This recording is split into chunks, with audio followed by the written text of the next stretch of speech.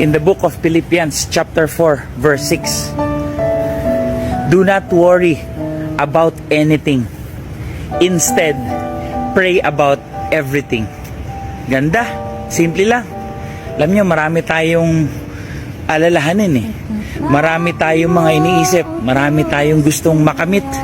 Marami tayong kailangan sa buhay. Marami tayong kasalanan.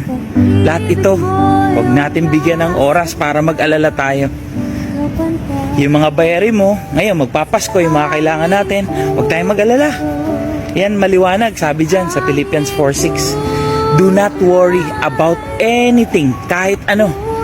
Bagkus, pray about everything. You know, everything. Pagdasal mo rin lahat.